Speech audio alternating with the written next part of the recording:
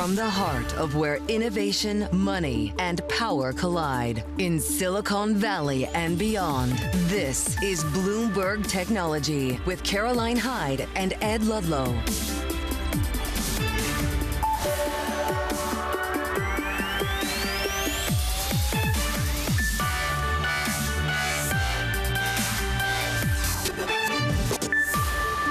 Live from New York, I'm Caroline Hyde. And I'm Stenovec in San Francisco. This is Bloomberg Technology. Coming up, all eyes on Nvidia as the tech community gears up for the company's GTC conference this week. We'll discuss what investors expect. Plus, our conversation with FTC Chairman Andrew Ferguson on how it's prioritizing big tech. And 2 NASA astronauts will soon return to Earth aboard a SpaceX Dragon capsule after more than 9 months stuck in space. But first, we return to this particular area of the world, and we're checking on the markets. We're off by 0.1% on the Nasdaq 100. We've been flip-flopping between gains and losses, but ultimately underwater after what had been a stellar rally on Friday. But the points drags to the downside are significant. You've got Tesla, Apple, Amazon, Broadcom, Meta, MicroStrategy, Google, but Nvidia a key one as well. The biggest points drag on the day, off by some 28 points, dragging the Nasdaq 100 lower, as we see Nvidia just seeing a little bit of cautious trading, of course, ahead of the all-important GTC event this week. What can Jensen Huang articulate to steady nerves? We're currently off by 1.8%, Tim. Well, as you mentioned, Nvidia shares are lower. The company kicking off its annual GTC conference this week. Investors are focused in on CEO Jensen Huang's keynote set to be delivered tomorrow.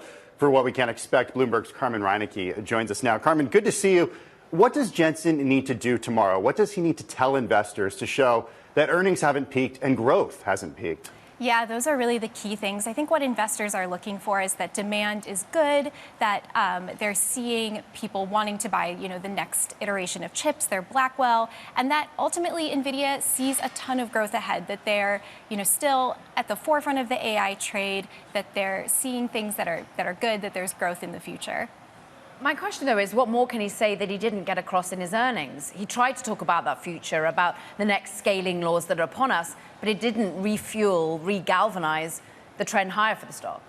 I think that's a really good point. I think something that investors are looking for is maybe more information on the macro level. I think that they'll potentially be looking for anything that can be said about China, the impact there. And I think that there are also things outside of just chips that investors might be looking for. Hearing Jensen speak about things like robotics and, autonomous driving and other parts, just of the overall market where Nvidia chips could be used. I mean, healthcare, there are just so many instances in which AI could benefit different sectors and companies. So I think that very future sort of view is something that people are really looking for.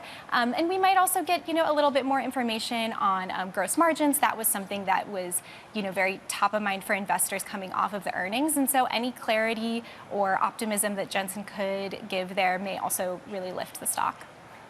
We thank you, Carmen Reinecke, on all things Nvidia. Can he vindicate the valuation? Let's talk about these valuations and broader tech markets. Tiffany Wade is with us, Columbia Threadneedle Senior Portfolio Manager. And we try to take stock of the sell-off that's already occurred, that we've seen tumbling 10% so far this year, for example, like an Nvidia, but we're trading at 26 times future earnings.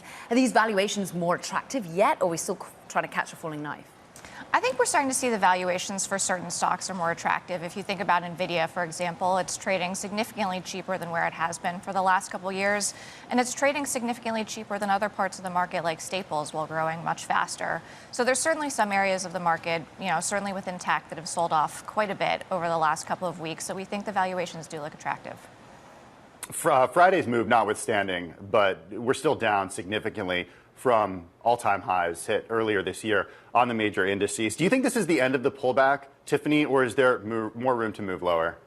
I think we're getting close to the end of the pullback, at least for the short term. So I think, in the near term, we might be able to see a bit of a bounce in the market. But in order for us to see sort of longer-term sustainability of that bounce, I think we need to see some resolution of policy uncertainty right now. Many wondering when we might get that. And that certainty doesn't seem to be bothering, ultimately, the administration in terms of giving that to the markets, at least. What does, therefore, a long-term investor decide when it comes to China, for example, at the moment, and whether or not you want globally focused stocks or whether you want actually US focused stocks right now? Yeah, I think you need to focus on the fundamentals of the names. What are the opportunities for the stocks? Certainly within the U.S., outside of the U.S., there's a lot more enthusiasm for stocks that are based in Europe right now. But I think we need to focus on the fundamentals, even with the policy uncertainty, and look through some of this to what the longer-term picture is. Fundamentals, many would say, haven't changed in the last few weeks, despite the never-ending, ceaseless sell-off. So, from your perspective, has it been just weighed out this sort of volatility? And what fundamentals do you try and focus in on? Yeah, I think companies are seeing a bit of a change in the fundamentals if we do see tariffs being enacted. Right now, a lot of companies are kind of sitting on their hands for the year, waiting to see what the policies will be and how those might impact their costs for the year. So I think there's a lot of waiting and seeing in terms of companies deciding how to deploy their budgets for the year. But you're right. I think for the most part, the fundamentals haven't changed. What could cause a change in the fundamentals is if we see a very long, drawn-out period of policy uncertainty that leads to lower consumer spending, lower corporate spending, which then impacts economic growth. Okay, so let's talk a little bit about that, Tiffany, because this administration doesn't seem that bothered about this sell-off. Scott Bessent said as much yesterday, President Trump saying as much the weekend before. Are you confident that this administration can implement these pro-growth policies that it keeps talking about? It's saying to investors essentially, patience, patience. When we figure out tax cuts, when we push those through, when we get companies to start making stuff here in the U.S. again, everything will be fine. I do think that we see policies out of the administration that are potentially pro-growth and are balancing some of the other policies like higher tariffs that might impact, pricing, inflation, and consumer spending. But again, I think it comes down to the uncertainty around tariffs, DOGE, some of the other policies. And if we can get some certainty, then I think we see a resumption of consumer and corporate spending. And companies, for the most part, have plans on how they would offset tariffs, which might impact some consumer pricing. But overall, I think the consumer is still strong. So I really think it comes down to that uncertainty, which is causing a lot of consumers and corporates to be on hold for the moment. Okay, so it raises the question of the Federal Reserve and what the Federal Reserve will do this week. Of course, the policy meeting kicking off tomorrow. We'll hear from Jay Powell on Wednesday. What's the needle that he actually has to thread in providing an outlook and communicating for the remainder of the year what Fed policy looks like? Yeah, I think there's a chance that we see some changes to Fed policy, maybe some lower rates in the second half of the year. But for right now, there's still a lot of indicators that the economy is still strong and that inflation is, coming down, but is not yet totally tamed. So he certainly has to walk a fine line between acknowledging that we're seeing some signs of things like, higher unemployment rates, maybe some lower consumer spending in the near term. But overall, the key indicators that they look at are still not indicating that it's maybe time for them to move in terms of policy quite yet.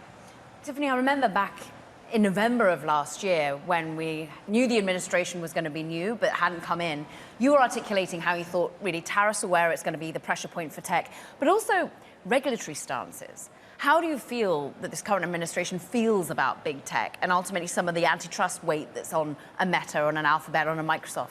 Yeah, I think it's unclear. We haven't seen a lot of regulatory changes around from this administration. I think one thing we have heard from them is that in terms of things like M&A, they want to make the process a lot smoother for companies. So that may not be helpful for the big tech names, which might be under scrutiny still for any type of M&A. But I think that they are trying to be a little bit more favorable or more helpful for companies that are looking to do any sort of corporate action by at least, speeding up the process.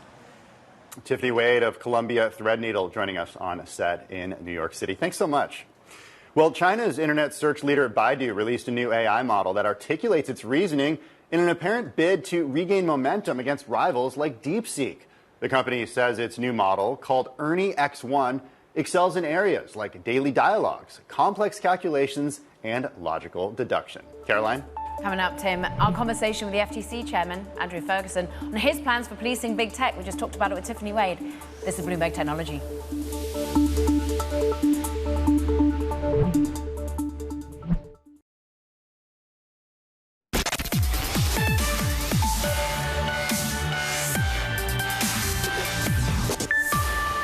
The FTC is not taking its foot off the gas when it comes to enforcement action. Now, that's according to its chairman, Andrew Ferguson. We sat down with him earlier today to discuss the FTC's mission under the second Trump administration and how he will approach dealing with big tech. Just take a listen.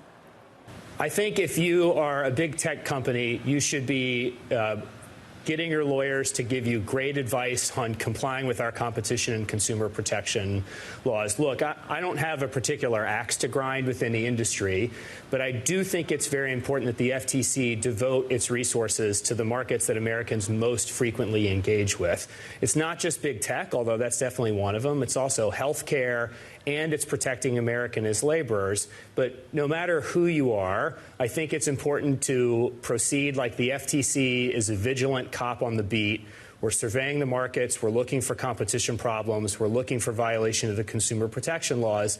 And if we think they're there, we're going to go to court. But most importantly, if we don't think that there are problems, it's really important for the FTC to get out of the way. Again, one of the most consistent complaints that I've heard about the previous administration was a lack of certainty and a tendency to want to do a lot of regulating. The FTC, we're not regulators, we're cops on the beat. We police for competition problems and consumer protection problems, but we're not trying to regulate the economy. We want to create economic conditions that allow, companies to innovate, to grow, and to help lift the whole country out of this debt crisis and bring about the golden age that President Trump has promised the American people. Talk about striking that balance, because many would say, if I look at Europe, they regulate too much. There's too much enforcement. But in many ways, they're being a strict cop on the beat, some would say. So from your perspective, are you seeing over-regulation in Europe? And is there a worry about stifling innovation in the United States by the amount of focus you have on big tech right now? Well, I do think that Europe has a real regulatory problem. It has an innovation problem. And we definitely don't want to create conditions here in the United States that suppress innovation. But I think it's important to bear in mind, monopoly suppresses innovation. Monopoly makes it very difficult for little companies with the next great idea to sort of rise. And I think it's very important, if we want to sort of preserve the American innovating spirit, that we create conditions in our economy that allow little tech, who have the next great ideas, the next life-changing ideas for all Americans to thrive. President Trump has been pretty emphatic on the importance of making sure that our economic system allows little tech to bring its ideas to market. And that's what antitrust really does, is it prevents monopoly, and monopoly stifles innovation. So if the antitrust cops are vigilant and are making sure that they're protecting us from competition problems, it allows the innovation that has made America and our economy sort of the driving engine of the whole world. What deals do you think can get done? Is there any prescription you can give as to this M&A will look good if you are a big tech eyeing a little tech?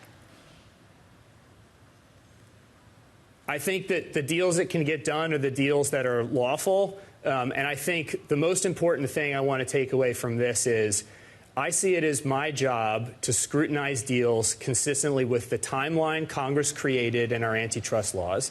And if we think that they are illegal and we think that we can win in court, we're going to go to court. But if we don't think that they are illegal or we don't think we can win in court, the FTC is going to get out of the way. Again, I've heard this complaint a lot from the business community that in the previous administration, a deal would enter the FTC and it would sort of disappear. And sometimes it could disappear for months while, novel ideas were floated, different theories. And sometimes it sort of seemed like the FTC was hoping that deals would die on the vine while they waited for regulatory clearance. I want nothing to do with that. If a deal is illegal and I think we can win in court, I'm going to go to court. But if it's not, we're going to get out of the way and we're going to let deals go forward. M&A is part of how the economy grows. It's an important part of fostering a system that allows for innovation and dynamism. But we have to make sure that we don't create monopoly, and I see that as my job. If we think there's a monopoly problem, then the government's going to intervene. But if not, we've got to get out of the way as quickly as possible and let the economy grow. Does the AI space look like it's thriving? Or do you worry about monopolistic behavior there? Yeah, I think it is extremely important that we protect competition in the AI space. But I think it is equally important that the government not race to regulate AI. Vice President Vance's speech in Europe on AI, I think, is about the perfect way to thread this needle. We got to ensure that there's competition. We got to ensure there's competition because competition promotes innovation. But we can't have the government come in with a heavy regulatory hand and stifle innovation. Again, we don't want monopoly stifling innovation. We don't want big government stifling innovation. And admittedly, that's not an easy needle to thread, but that's how I think about it is protect competition, but don't overregulate AI, because that's exactly how we're going to kill the innovative prospects of AI. You started all of this by talking about the very close look you're going to take at every enforcement action that's out there at the moment, whether you pursue it or not. But just that assessment takes a lot of labor. You've also said you've got the resources. I know everyone's been asking you about what this lawyer said in court last week regarding the Amazon Prime deal. And ultimately, you've been saying he was wrong, and they came out and said that, no, we do have enough resources, even though he said there's an extremely severe resource shortfall in terms of money and personnel at the FTC. Have you got the right amount of people? And how are you living up to DOJ's necessities to slim down? Well, I didn't say that the lawyer was wrong. The lawyer said the lawyer was wrong. He filed something almost immediately after his statement to the court explaining we don't have the resource constraints that he thought. We don't have resource constraints. I've said from day one we've got the resources to litigate these cases. That remains true. But I also want to be clear. I think that the president's efficiency agenda is one of the most important things going in government right now. Government should not be any larger than necessary to deliver the services and protections that the American people deserve. And at the FTC, look, we're a lean operation. Our budget is less than $500 million. We've only got around 1,300 employees, and we deliver a lot of value for the American people. But we have got the resources we need to deliver on our competition mandate, our consumer protection mandate. But we're always looking to be as efficient as possible. Well, there you have it. FTC Chairman Andrew Ferguson in his interview with Caroline Hyde just moments ago. Andrew in a very festive tie for the holiday, I should know. Let's stay in Washington to break it all down with Mike Shepard. Hey, Mike, what are investors learning at this point about any daylight between a Lina Khan run FTC and an Andrew Ferguson run FTC? What are the differences that are emerging? Well, one of the differences that became clear in this interview is the speed with which he is promising to move and the decisiveness he said he will try to bring. He faulted the prior administration, the Biden administration, and the prior chair of the FTC for perhaps moving too slowly in deciding on some of these enforcement actions and whether to intervene to block a deal. Sometimes companies would be left hanging for months, uncertain about whether their transaction, their proposal would actually win the commission's blessing. And what he says, look, we'll try to give a thumbs up or thumbs down much more quickly and much more decisively so that there is uncertainty removed from the equation. And he also made clear that, look, we are going to proceed with a number of these enforcement cases against big tech. Little tech is responsible for a lot of the innovation that we see in the economy. And the competition cases that are now really hitting their stride against Google, against Meta, that are in court now, those were brought during Donald Trump's first administration. And he warned, as we heard very clearly, lawyers for some of these big tech companies should be ready to make sure that they are complying with competition law. Some of the concern regarding just the sheer scale of big tech has been around artificial intelligence. It's interesting that here in New York, it looks as though the governor, Kathy Hochul, wants to cross the divide at the moment, Mike, wants to work with the administration when it comes to the AI action plan. Just talk us through what we're starting to see on a bipartisan nature. Well, it was interesting to see her weigh in so quickly with New York State's vision for how the AI plan that is being pulled together by Donald Trump's AI czar, David Sachs, at the White House with a June deadline to pull this new vision for AI policy together.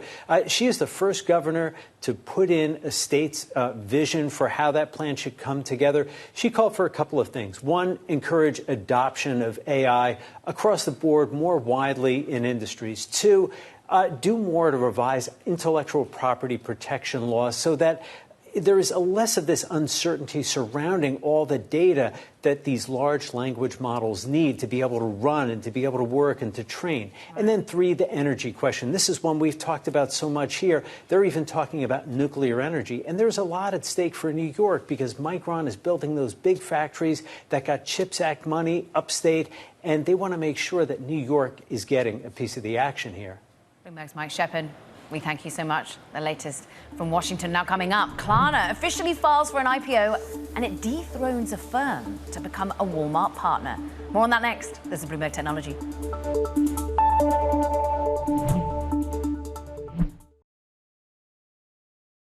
Payments firm Klarna. It's filed publicly for a US IPO, showing the company's revenue jumped 24% last year. The company also today announcing that it will be partnering with Walmart to offer buy now, pay later to more US shoppers. It's actually replacing a firm as the retail giant's fast credit option. For more, Bloomberg's Bailey Lipschultz joins us now. I go to today's news, because this is quite an upending of the relationship for a firm, right? Yeah, it's a big change. And as you can see, a firm down more than 10% this coming. The company announcing in a statement that Walmart alone accounts for about 5% of its gross merchandise volume and about 2% of its adjusted operating income. So pretty sizable chunk, not quite the size of an Amazon or Shopify, but obviously a big move for a firm. And obviously, if you're Klarna, announcing this right after you launch your IPO or file for your IPO publicly is kind of big news. On that IPO, Bailey, what took Klarna so long? I mean, this is a company that is almost as old as Facebook.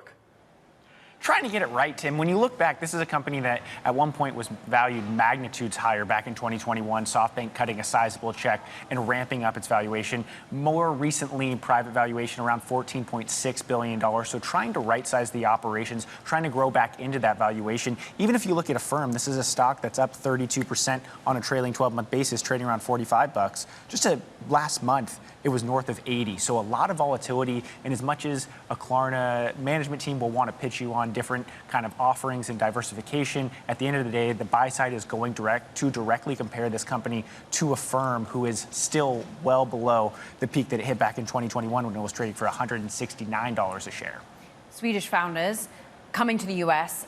Very briefly, Bailey, anything worrying in that IPO listing? Not really. Nothing jumped out completely. It is interesting. They have 3 classes of stock. So we're trying to get a better understanding of what that means, what that could look like, and kind of how that's going to impact the path forward. But the typical kind of red flags and words of caution were kind of what you would expect. Bloomberg's Bailey Lipschultz. Thanks so much, Bailey. Well, coming up next, a new partnership aims to bring flying taxis to British skies. We're going to have the details next. This is Bloomberg.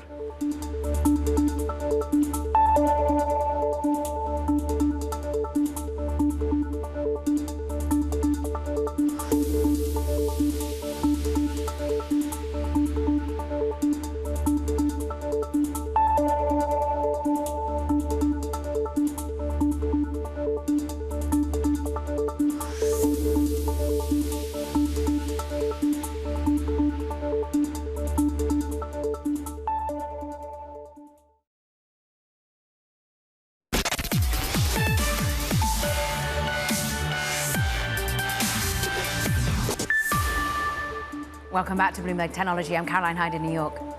And I'm Tim Stenovec in San Francisco. Check in on these markets, Tim, because we are flip-flopping between gains and losses. The Nasdaq 100 currently off by about 0.1%. Now, we got retail sales that weren't too ugly, but they weren't great. And ultimately, we're still trying to work out after Friday's push higher, can we sustain any sort of built-in risk-on attitude? Not in big tech, I have to say. Nvidia is pulling us lower from a points perspective, but so too is Tesla. Drill into what's happening on the next board, because Tesla is off by 40% year to date thus far. Mizuho slashing its price target for this company, once again reaffirming some of the key concerns we've got across the company. We're worried about China sales, European sales, US sales. We're worried about ultimately a long-term AI vision not being timed to the here and now of really how many cars are going to be sold under Elon Musk. We're looking at BYD, and I compare and contrast. BYD is up 2%. They're saying they're going to have EV charging at just 5 minutes. That would be a big game changer for me and my EV. But Tim, we're seeing once again BYD up 50% year to date on its overall US depository receipts, whereas Tesla is off by 40%. What have you got? 5-minute charging, that's like almost as convenient as a gas station. So we'll see if that actually comes to fruition. Well, two NASA astronauts, Butch Wilmore and Suni Williams, will soon return to Earth after SpaceX's Dragon capsule successfully docked with the International Space Station early Sunday morning. The two astronauts spent over 9 months in space following a series of unexpected events and technical issues with their original spacecraft. For more, Bloomberg's Bruce Einhorn joins us now. Bruce, this is as much about SpaceX as it is about Boeing and its Starliner capsule. What does this mean for Boeing moving forward? Yeah, I'm sorry to jump in there. So there are a lot of questions about Boeing's space program following what's happened here. So, of course, Butch and Sunny, they went up on the Starliner capsule. They were supposed to be there for only about a week. They've been there for quite a lot longer. The Starliner did return to Earth without them, but there were concerns about the safety of it. And a lot of questions remain about just whether that's a program that has a future. Take it back to the success that this shines on SpaceX, Bruce. Yes, they were slightly delayed, but ultimately they're the ones that have to be depended on from a US government perspective right now. That's all there is, really. The U.S. currently has two ways of getting people to the space station. SpaceX's capsule and Starliner, but Starliner is not really an option right now. So it's really just SpaceX. The only other way to get people to and from the space station is aboard a Russian Soyuz rocket. But as far as U.S. capabilities, it's just SpaceX. There are others that have either already had cargo flights or plan on having cargo flights. But as far as getting astronauts to and from, it's SpaceX with essentially a monopoly now, given that Boeing Starliner is questionable at best. Bloomberg's Bruce Einhorn, we thank you. Much celebration for those returning astronauts, I'm sure, a little bit later. Meanwhile, electric air taxis could soon be on the horizons of London and Manchester. Joby Aviation and Virgin Atlantic have announced a partnership to launch an air taxi service in the United Kingdom. Let's bring in the CEO of Joby, JoeBen Bevirt. And JoeBen, how soon am I going to be able to fly back to the UK and hop on one of these Jobys? It's just a few years out, Carolyn. We're so excited to be announcing today our partnership with Virgin. Virgin has an incredible dedication to customer service that matches with our own. In addition, Delta is one of Virgin's largest shareholders and an incredible partner for Joby. And so this is really a match made in heaven, and we're so thrilled to be announcing it and really using it to help catalyze the development of takeoff and landing locations, both within London and across the UK, which is going to bring this service to market. So just within the next few years, we're so excited to be bringing the opportunity for Virgin customers across the UK to fly on our air taxis. Would Virgin and indeed Delta actually buy some of these aircraft, or are they just helping promote them? So we're going to have Virgin customers. We're going to give them the opportunity to book a Joby air taxi flight on the Virgin app, on the Virgin website, and to be a key demand funnel alongside our partners at Delta and Uber in driving to put passengers and fill the seats of our air taxis. So it's marketing. They're not actually going to be committing to purchase one. Correct. It will be Joby owning and operating the service in the UK, much like we do in the UAE and Dubai and in New York and LA. JoeBen, what is the main thing holding us back right now from flying in these to the airport in the US and the UK at this point? Is it regulators? So we're making record progress on certification.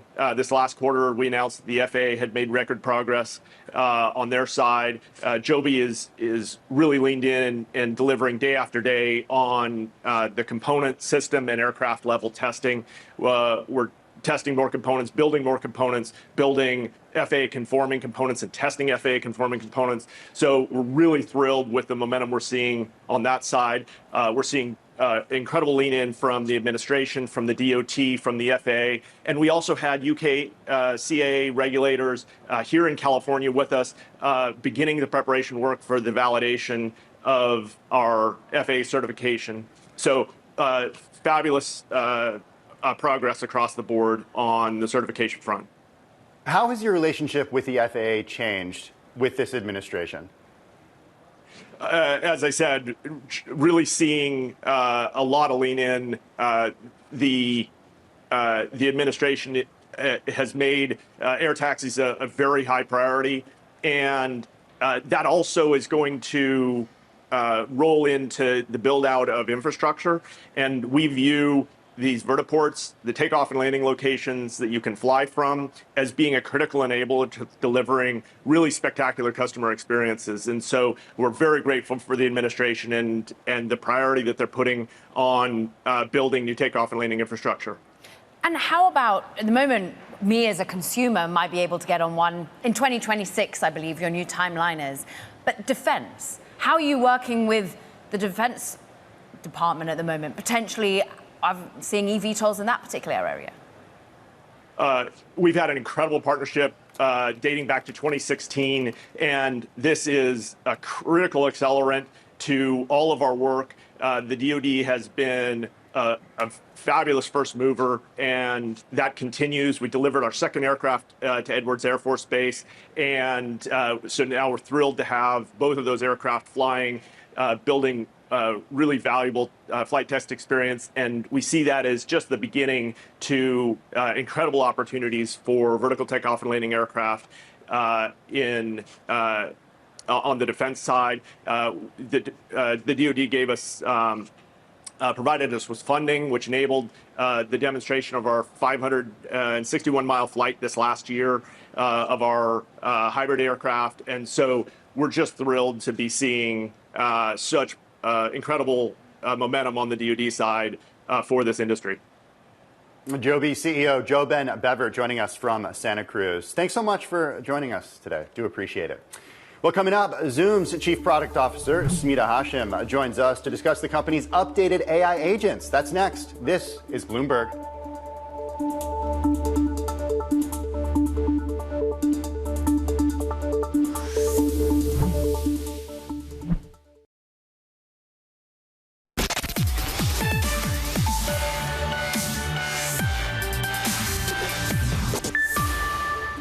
Let's talk about AI spending, because resources are going to continue to be increased by hyperscalers. In fact, we're expecting them to increase by 44% this year, top $500 billion in the early next decade. That's according to a new report out today from Bloomberg Intelligence. For more on what's actually driving this spending spree, let's bring in Bloomberg's Seth Fiegerman. And look, there was a worry about DeepSeek and some of these much more efficient and ultimately cheaper, less powerful models coming to bear.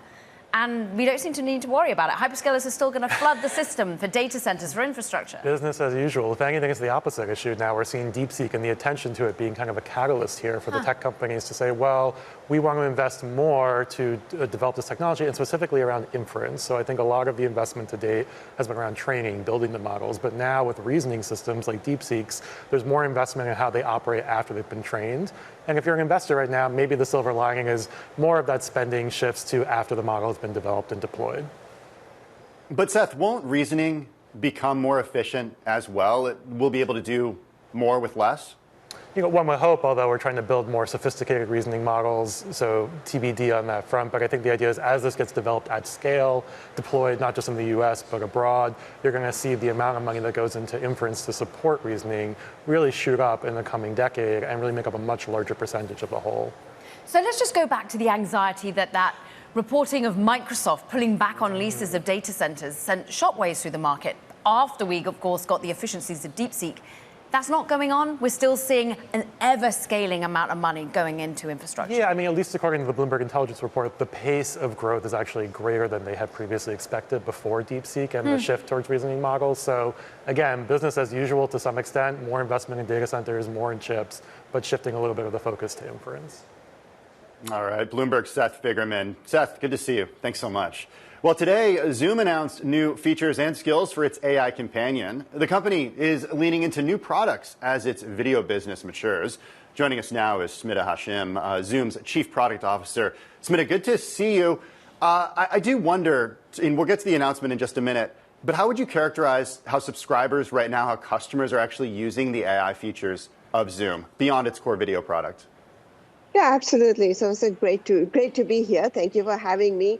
So we are seeing accelerated growth in customers using Zoom AI Companion, which is a generative AI assistant. Last quarter, the quarter-over-quarter actives grew by 68%. So that is a huge increase in one quarter. So we continue to see customers get more comfortable and using generative AI a lot more. When can you tell investors that you'll be able to charge more for these products and grow that top line as a result of the innovations that you're making when it comes to AI? So Zoom AI Companion we include Zoom AI Companion at no additional cost in our product, and we continue to expand it. So last year we expanded it to work across Zoom Workplace. You talked about expanded product portfolio. So across meetings, chats, phone, whiteboard, but also Microsoft Outlook, Calendar, Gmail, Office Docs. So we expanded its footprint quite a lot.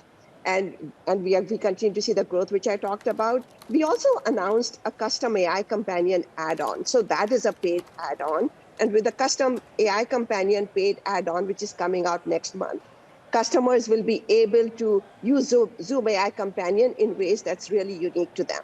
So with custom vocabulary, connected across different applications. So that is something which we would be charging for. And we also charge for, our departmental or products like Contact Center. We have advanced AI in them, like AI Expert Assist, and those are also paid product.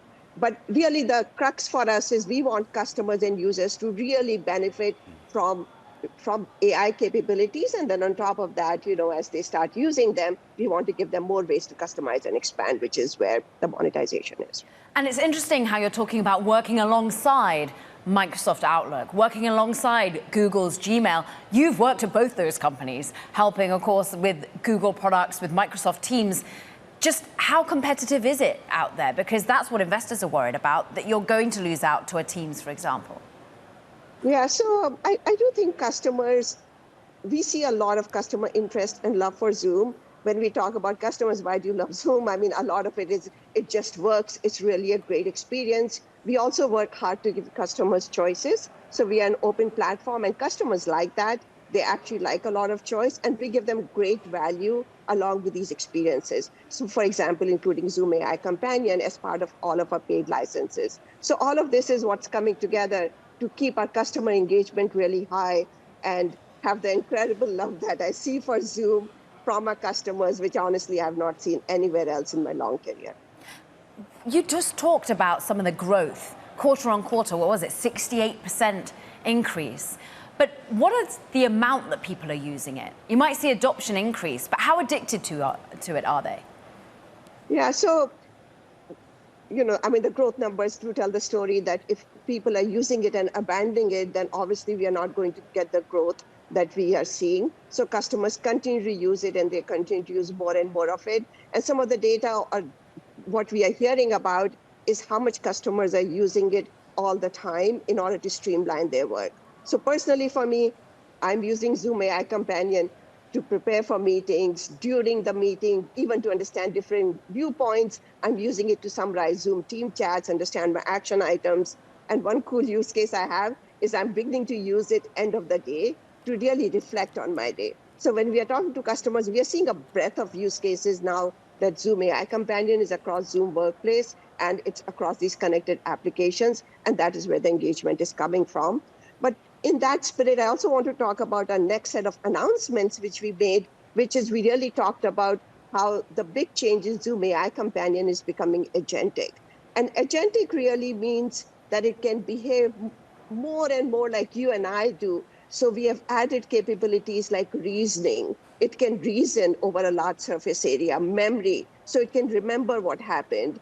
It can orchestrate across all these different products and more skills and agents. And then it can also take action. So not only can it reason, it can complete actions. So with some of those changes, a Zoom Workplace AI Companion is not only able to help you understand what's going on, but also complete things for you, like complex calendar scheduling, writing documents in ways that's really effective, or even send messages on your behalf. So these agentic skills are those which are going to further deepen the engagement and help users save more time so they can be more effective, whether it's connecting with each other or being more productive.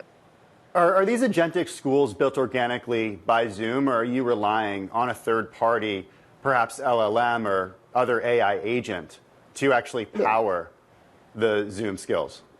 Yeah, so the agentic skills themselves are, so we do a lot of our core AI stack, but in terms of the agentic skills or the models that we are using from day one, we have had this federated approach, which means we work across a variety of models. We work across OpenAI, Anthropic, we use open source models, we have Zoom's own models. And recently, we have also started investing where we have Zoom small language models. So these are smaller, more specialized models. And we are seeing these models really perform at the top of the public leaderboards and benchmarks. So we use a variety of these models using the federated approach, third party as well as ours, in order to give users these great experiences.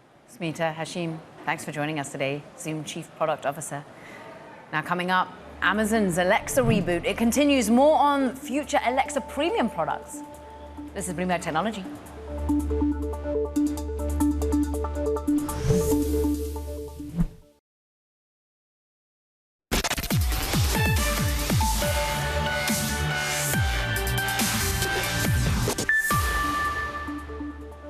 Well, Amazon's Alexa division is set to introduce a new premium tier of gadgets alongside a revamped AI operating system called Alexa Plus. This in an effort to revitalize the brand. For more, Bloomberg's Mark Gurman joins us. Mark, how much of a departure is this for Amazon's hardware strategy? Apart from the Fire Phone more than 10 years ago, Amazon has really created gadgets and hardware that is cheap and allows you to buy more stuff from Amazon. Yeah, that's right. So to date, the focus has not been on making money on the hardware. It's not been on people really loving the hardware. It's been a focus on getting people to use Alexa, getting people to buy things through Amazon Prime, getting people to subscribe to Prime in their video services and their music services and the like, obviously the Fire TV sticks, the Echo shows and what have you. Now it's about both. They want to bring Alexa Plus to more people. They want to get people hooked on that Prime subscription, $140 a year. But they also want to make more money on the hardware, have more premium hardware, and really make products that compete with the upper echelon of the consumer tech industry. And so Panos Panay was brought in about a year and a half. He was poached from Microsoft, where he was the chief product officer. And at Microsoft, he was known for high-end materials, using new types of materials like what you would see on maybe car seats or in a car as laptop padding on the arm, on the palm rests, using lots of aluminum, high-end hinges, just very high-quality materials and product development processes. Basically the type of stuff you were seeing from Apple for decades at this point, and applying that to Microsoft's products. He's going to do the same thing at Amazon, and he's going to start rolling out those new higher-end products beginning at the tail end of this year. And talking of that premium focus that Apple has, you had a great power on out over the weekend, talking about the slimmer smartphone that's likely to come when we get iPhone 17, and just how this pushes them ever more further forward in terms of charging in particular. Yeah, this is really cool, actually. So this year, they're coming out with what I've been calling the iPhone 17 Air, or the iPhone Air. Why? Well, let's look at the MacBook strategy. They have the higher-end, thicker MacBooks with all the specifications. Then they have the lower-end MacBook Air, and that's a focus on thin and light, using next-generation technologies, forward-thinking, futuristic. So now they saw the success with the Mac. They want to do the same thing to the iPhone. So this is going to be a slimmed-down model. It's a fifth thinner than the other iPhones on the market. And when you're getting down to 20% thinner, that's really thin because the iPhones are pretty darn thin already, right?